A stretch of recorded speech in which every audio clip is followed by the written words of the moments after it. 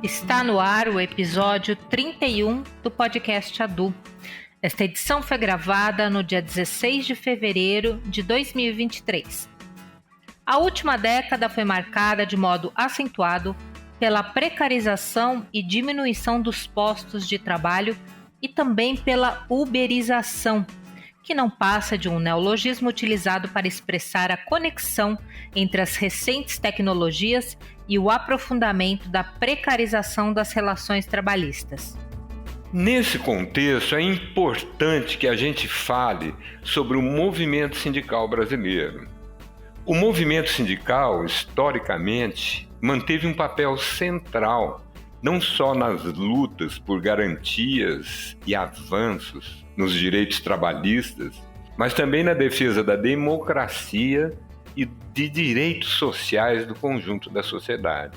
E hoje, segundo estudiosos, o movimento sindical vive um momento de esvaziamento que aponta para a urgência de novos modelos de organização e ação.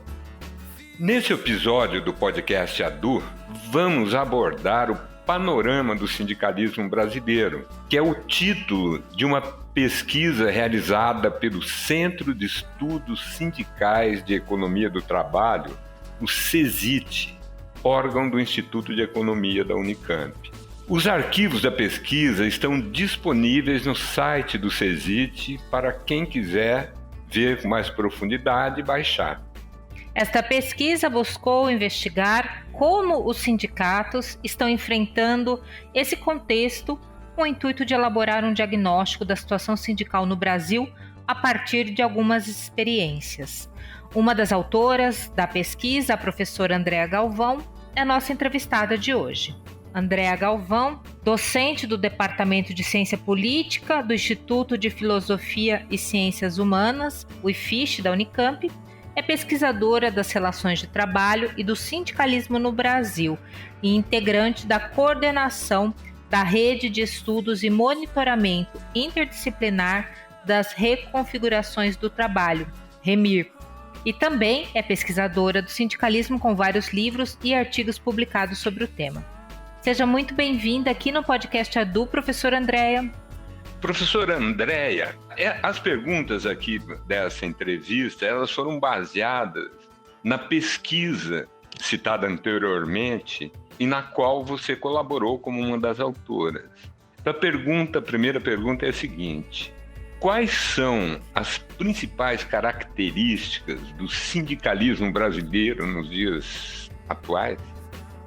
Boa tarde, eu queria cumprimentar você e a Cristina, antes de mais nada, e agradecer a vocês, pela oportunidade de conversar sobre esse tema e sobre esse trabalho, neste programa. E dizer, em relação à sua pergunta, a gente está gravando esse programa em fevereiro de 2023, às vésperas do Carnaval, no começo de um novo governo. Então, isso faz com que a gente precise também de algum recuo, de algum distanciamento para poder responder essa pergunta, porque o trabalho que você menciona, ele foi elaborado em 2021, 2022, num contexto muito adverso. Então, a gente sustenta nesse trabalho que o sindicalismo, ele passa, ele atravessa uma conjuntura bastante difícil e, diante disso, ele tem muitas fragilidades, ele tem muitas dificuldades para poder exercer o seu papel. Mas, não obstante, ele busca encontrar formas não só de se preservar, mas também de se fortalecer, de desempenhar novos papéis. Então, acho que isso é importante de ser colocado, porque a gente está tratando de uma conjuntura adversa e procura destacar quais são as ações que o sindicalismo desenvolve para fazer frente a essa conjuntura adversa.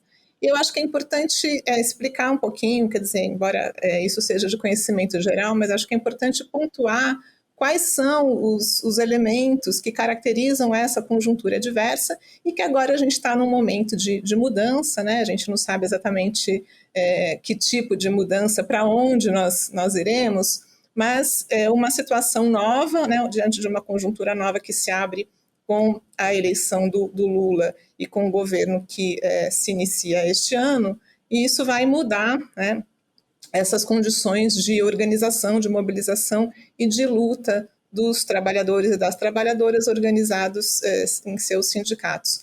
Mas eu acho que para a gente só lembrar de alguns elementos que caracterizam essa conjuntura que nós chamamos no texto, né, nesse trabalho, de uma conjuntura especialmente adversa, né, acho que é a somatória de elementos conjunturais que vem desde o golpe do impeachment, né, que vem desde, portanto, do processo de crise política que levou à destituição da presidenta Dilma, da crise econômica, né, que foi concomitante à crise política, que passa por uma reforma trabalhista, a reforma que aconteceu em 2017, que rebaixou direitos, que instituiu formas precárias de contratação, né, formas que a gente chama de formas atípicas, que fogem do padrão de assalariamento mais clássico, protegido com direitos, né, abrangentes.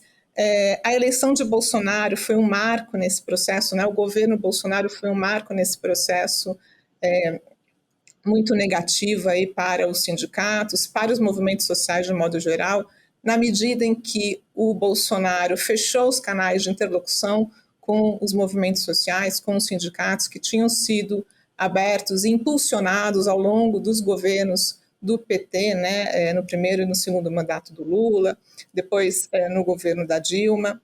Então, a gente tem uma série de elementos aí, né, e para a gente lembrar, por fim, da pandemia, da Covid-19, que vão dificultando a ação dos sindicatos, né? Então, isso tudo nós vamos elencando como problemas que fazem parte dessa conjuntura. Mas, além disso, o movimento sindical, ele também enfrenta problemas que são estruturais, né? Por que problemas estruturais? Porque o nosso mercado de trabalho, não obstante as oscilações que a gente observa entre um momento e outro, né, ele tem uma grande incidência de trabalho informal e de trabalho precário, né? E isso faz com que uma parte muito grande dos trabalhadores não seja coberta pelos sindicatos, não seja alcançada pelos sindicatos, né?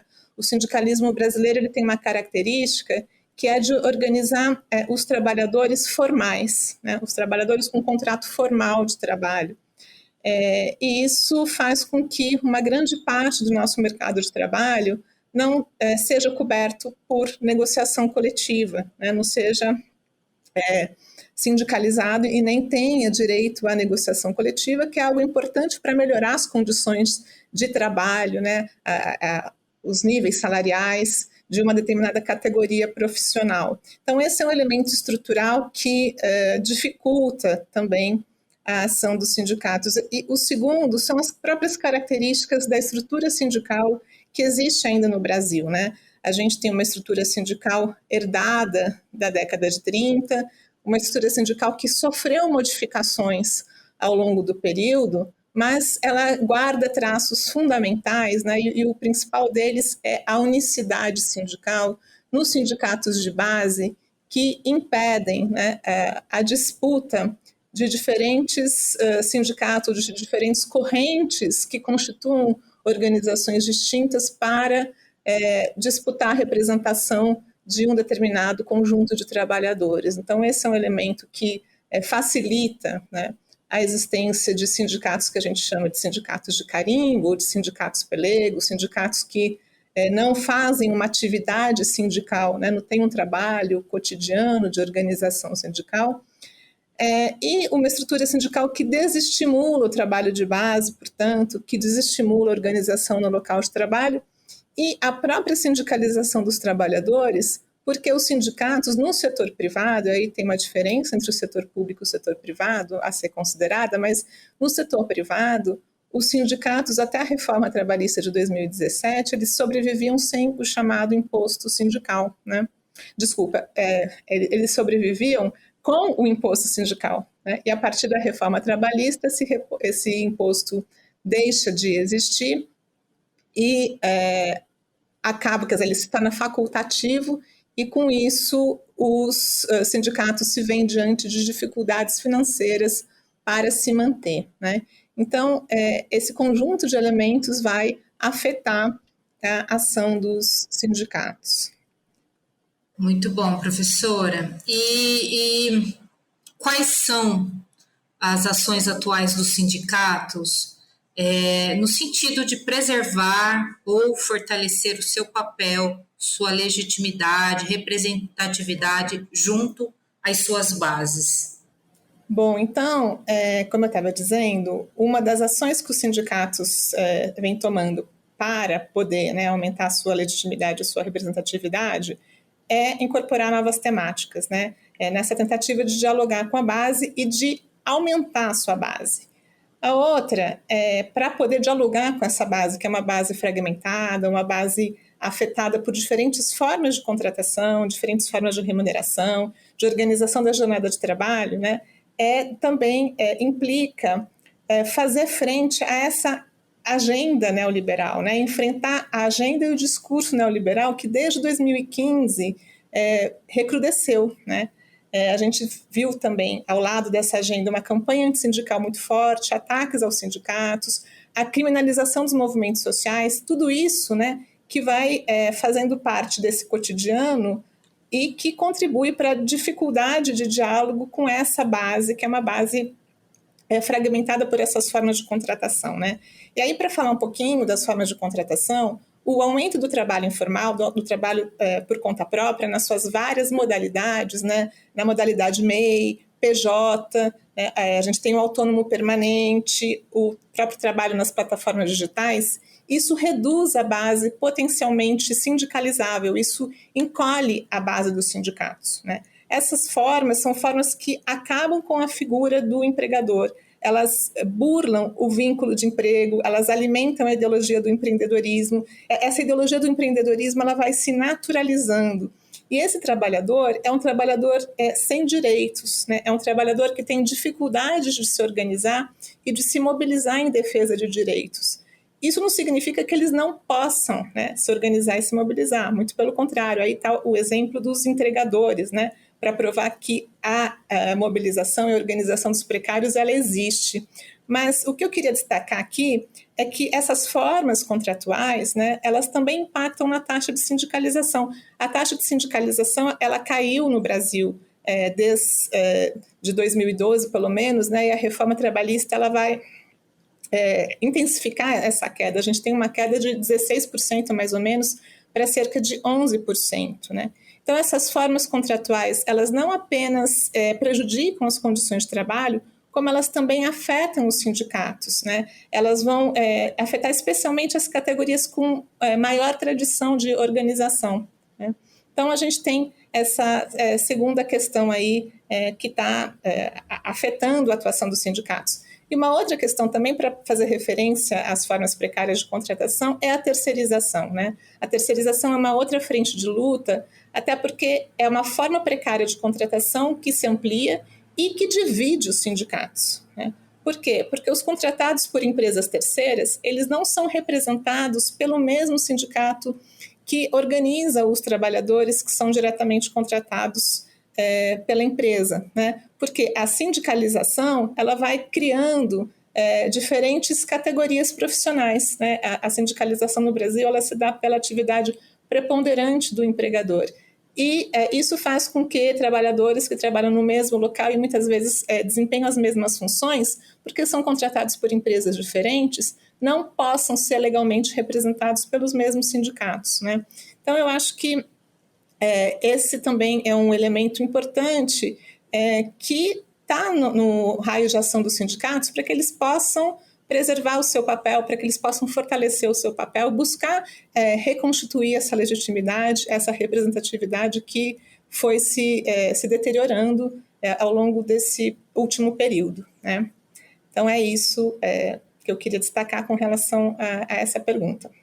Professora Andréia, diante da reconfiguração dos segmentos econômicos e do excedente estrutural de força de trabalho, que pautas de mobilização os sindicatos estão construindo agora? Bom, a atuação dos sindicatos ela se dá em várias frentes, né? Ela se dá no âmbito econômico, é uma atuação fundamental, né? A gente tem aqui uma preocupação agora e com o novo governo isso está na ordem do dia, né? que é a retomada da política de valorização do salário mínimo, uma política que vigorou até 2019, depois foi abandonada, e isso é fundamental para as categorias mais precárias, né, especialmente no setor de serviços. Mas ela também é importante para setores que têm mais tradição de organização sindical, né, porque o salário mínimo é uma referência para os pisos salariais, né. Então, a gente está vendo essa discussão sobre o reajuste do mínimo e sobre a valorização do mínimo agora no governo Lula, né. E a questão salarial ela é importante porque os salários eles estão defasados. Houve uma queda no número de acordos coletivos com ganhos reais de salário desde 2015, né. Se a gente lembrar dos dados do DIEESE sobre reajustes salariais com ganho real de salário, né, reajustes salariais superiores à inflação, os dados indicam que desde 2015 a gente tem essa perda, né. Em 2014, 90% dos reajustes eles eram superiores à inflação, quer dizer, dos acordos coletivos negociados pelos sindicatos, né? E isso foi caindo nos anos subsequentes. Então, a questão econômica é uma questão que faz parte da atividade sindical, ela é fundamental. Agora, uma outra coisa é a busca pela manutenção de direitos, né? Desses direitos que foram restringidos, que foram rebaixados de modo contínuo desde 2017, né? Seja através das mudanças na lei, né, que foram implementadas, né, mas também as mudanças que foram acontecendo nos próprios acordos e convenções coletivas, né. Então, os sindicatos fazem um movimento para tentar manter os benefícios negociados, né, e nem sempre isso é possível, porque essa conjuntura ela foi, né, dificultando muito a ação dos sindicatos. E na pandemia, por exemplo, a preocupação maior dos sindicatos, né, juntamente com a garantia de proteção, foi manter o trabalho e a renda para os seus trabalhadores, né, foi tentar preservar através dos mecanismos de negociação, através dos acordos coletivos, né. Uma outra pauta importante, uma outra questão importante para os sindicatos é a retomada de direitos, né. E aí a gente tem também uma discussão atual, que é a discussão sobre a revogação da reforma trabalhista, que foi colocada na eleição, né? Então, o movimento Revoga Já é um movimento muito importante e o governo, agora eleito, ele sinalizou favoravelmente, num primeiro momento, em relação a essa possibilidade, né, durante a campanha. Depois ele recuou e agora fala de uma revisão pontual, né, uma revisão daqueles pontos que são considerados mais nefastos para os trabalhadores, como o trabalho intermitente, como o autônomo permanente, a terceirização irrestrita, o fim da ultratividade dos acordos, né? Então, isso a gente vê que está na pauta do governo também, né? Mas só para dar um exemplo e falar sobre a questão do trabalho intermitente, né? Esse trabalhador que vai trabalhar algumas horas por semana, semana sim, semana não tem uma garantia de jornada, não tem uma garantia de remuneração, né? Acho que essa é uma questão importante para a gente pensar não só condições de trabalho, mas também atuação sindical, que é a seguinte: a qual sindicato esse trabalhador vai se filiar, né? Porque esse trabalhador ele pode trabalhar 2 horas no restaurante X, outras 2 no restaurante Y, trabalhar de motorista, manobrando carro, né, outras 2 horas. Então, ele vai perder a ideia de uma identidade profissional também e a própria construção de uma categoria, né, que o represente.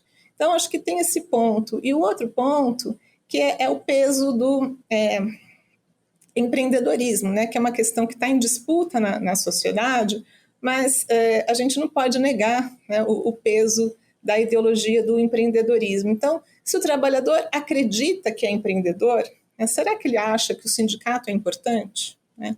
Agora, para discutir essa questão e para fazer essa disputa, o sindicato ele também precisa deixar um pouco de lado a ação corporativa, né, que é algo importante, claro, porque a ação corporativa ela dá unidade a uma categoria, né, ela permite criar essa identidade coletiva no interior de uma categoria, mas é preciso ultrapassar essa dimensão para poder dialogar com esses setores mais amplos da sociedade, porque a categoria ela vai se desfazendo por meio dessas formas precárias de contratação, né? essas formas que dizem que o trabalhador não é mais trabalhador, ele não é mais assalariado, né? Ele vai ser contratado de outras formas. Então, é preciso desmistificar o empreendedorismo, né? Desnaturalizar essa ideia de que não é mais trabalho assalariado, porque o que a gente está vendo, né, são formas de assalariamento disfarçado, né? Então, acho que essa questão ela requer um enfrentamento muito importante da parte dos sindicatos. Quando a gente olha para os sindicatos que a gente pesquisou, esse grau de politização, né, de discussão de questões, né, que transcendem a categoria é muito variado, né? O sindicalismo ele é muito heterogêneo, nem todos trazem essa discussão mais política para suas bases, né? Nem todos estão preocupados em discutir a questão dos direitos, a questão da regulamentação do trabalho. Então, é preciso politizar a luta, né? É preciso enfrentar o neoliberalismo. Quer dizer, o neoliberalismo ele está em crise, mas ele ainda é forte na sociedade, né? E aí, queria destacar a questão do movimento dos entregadores, que eu já mencionei, e acho que esse movimento ele é bastante emblemático, não só porque ele adquiriu uma visibilidade muito grande, desde também do break, né, dos apps em 2020, né, no auge da pandemia, mas porque não tem consenso com relação à regulação do trabalho, né? Os próprios entregadores eles estão divididos em relação à sua relação de trabalho, se deve ser como autônomo ou como trabalhador assalariado, né? Se eles devem se incorporar à CLT ou se eles devem requerer, né? Se eles devem se inserir no sistema de regulação de uma outra forma, né? Na condição de trabalhador autônomo ou de um trabalhador que tem direitos diferenciados em relação aos trabalhadores protegidos pela CLT, né?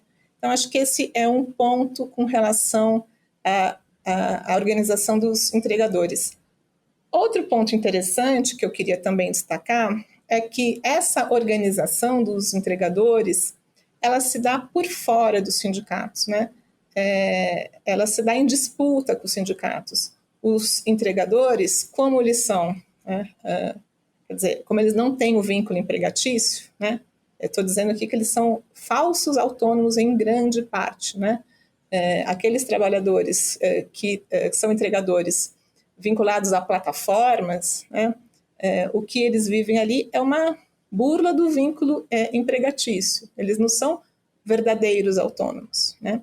Mas essa questão da condição, né, de trabalho, da relação de trabalho, ela é uma questão que divide os próprios entregadores. E aí eles vão dizer o seguinte, que uma parte deles, né, que eles não são representados pelos sindicatos, porque os sindicatos só representam os formais, só representam aqueles que são assalariados, que só representam os seletistas. Então, eles têm que construir uma outra forma de organização, que são associações, né? A gente está vendo agora também a construção de um movimento muito interessante, que é a Aliança Nacional dos Entregadores, né? Que se constitui para poder intervir nesse debate, né? Mas um pouco essa questão que eu queria destacar aqui, da importância da organização, né?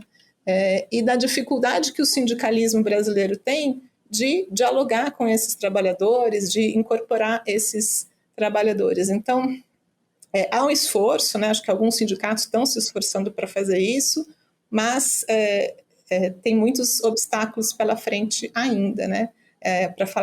Para começar falando da própria resistência dos trabalhadores em relação a essa figura, né? O sindicato como uma forma institucional que aparentemente estaria apartada, né, da sua realidade. Então, acho que é um pouco isso que eu gostaria de comentar em relação a essa questão. Andréia, agora, em pleno domingo de carnaval, no dia 19, o Andes Sindicato Nacional faz aniversário.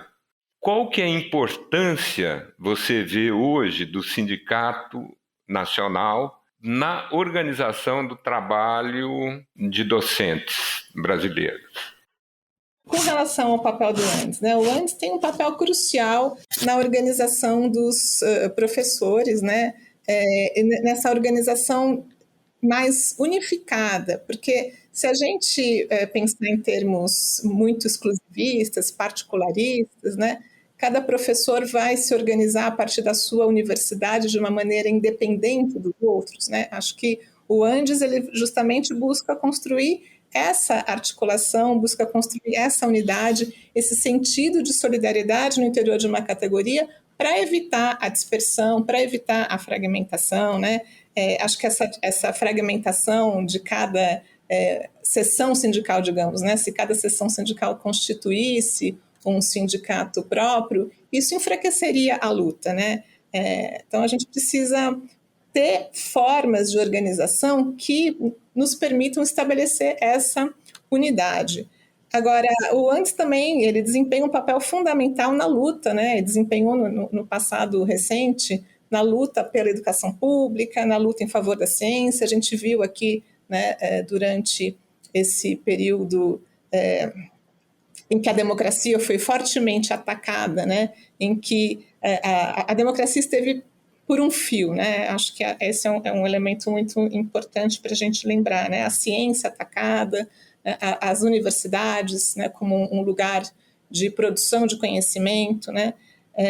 O serviço público atacado em virtude das reformas, a reforma da Previdência, a tentativa de reforma administrativa, né, que no final das contas acabou não tendo sequência. Acho que o Andes tem um papel fundamental na articulação dos professores em todas essas lutas, mas não só dos professores de ensino superior, né? Na articulação com outras categorias, com outros sindicatos e com outros movimentos sociais, de modo que seja possível fazer essa transcendência, né, da luta corporativa, que, como eu disse, e vou repetir, ela é importante, né, porque ela permite olhar para a categoria, para as necessidades da categoria, para as necessidades salariais, para as necessidades de carreira, mas é preciso ir além, né? Então, é uma organização que nos permite politizar a luta, né?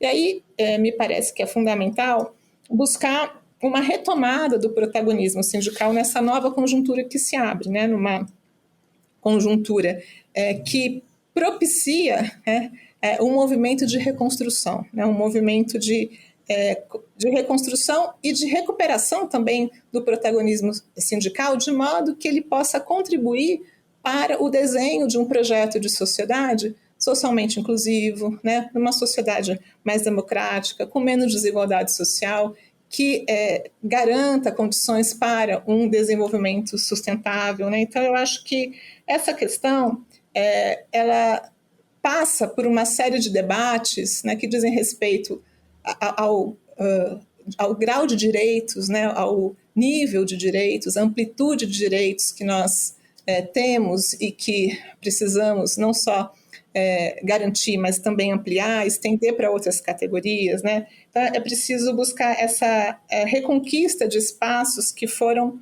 perdidos, né? E nesse movimento de expansão de direitos de cidadania. E eu acho que só é possível, né, fazer esse movimento mostrando a sua relevância para a base. Acho que é preciso garantir junto, né, aos professores e às professoras, né, através desse movimento que vincula a luta, né, econômica com a luta política, que vincula a luta distributiva ou redistributiva com a luta por reconhecimento, né, de diferentes identidades aí, né, acho que seguindo um pouco essa linha que eu estava mencionando, da incorporação de novas temáticas, né, relativas a gênero, sexualidade, relativas à pauta ambiental, em articulação com os movimentos sociais, para que, de fato, o movimento sindical tenha esse peso, né, na sociedade, de modo a poder reconstruir e contribuir, né, para a reconstrução desse projeto político, né, desse projeto que, como eu disse, precisa ser recuperado, né? Então, eu acho que o Andes, que vai aniversariar agora, neste domingo de Carnaval, ele tem uma contribuição inegável nesse sentido, e nós, como docentes do ensino superior, precisamos valorizar a nossa organização, né? Porque a nossa organização ela tem um papel fundamental, uma contribuição fundamental aí para a sociedade brasileira, especialmente nesse momento que vivemos. Então, eu queria agradecer a vocês pela oportunidade de fazer essa conversa, pelo convite e desejar vida longa ao Andes.